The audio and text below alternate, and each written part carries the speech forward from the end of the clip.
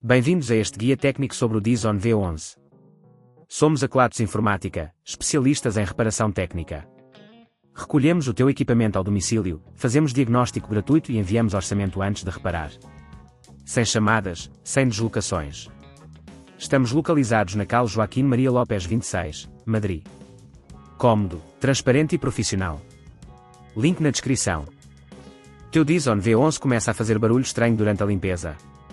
Este sintoma pode ser causado por acumulação de sujidade ou, em alguns casos, por um componente interno danificado.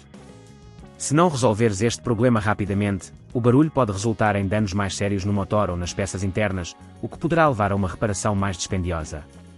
Para esta reparação, vais precisar de uma chave de fendas, uma pinça, um pano limpo e, possivelmente, um novo anel de borracha, dependendo do que encontrarmos.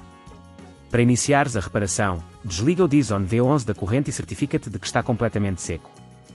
Começa por remover a tampa superior, soltando os parafusos que a prendem. Usa a chave de fendas com cuidado para não danificar os encaixes. Depois de soltar os parafusos, levanta a tampa com delicadeza, utilizando a pinça para ajudar a desprendê-la se necessário. Uma vez aberta, verifica as peças internas. O barulho estranho normalmente provém do anel de borracha que pode estar desgastado ou mal colocado. Para localizá-lo, segue o caminho do ar que passa pelo motor e observa se está danificado ou se apresenta sinais de deterioração. Se estiver, utiliza a pinça para o retirar cuidadosamente. Ao colocar o novo anel de borracha, certifica-te de que está bem posicionado e que não há folgas. Uma dica importante é não aplicar demasiada força ao apertar os parafusos, pois isso pode danificar os encaixes. Ligando novamente o equipamento, verifica se o barulho persiste. Se neste ponto achares que é demasiado complexo, lembra-te que na Kelatos recolhemos o equipamento no teu domicílio e devolvemos-te reparado.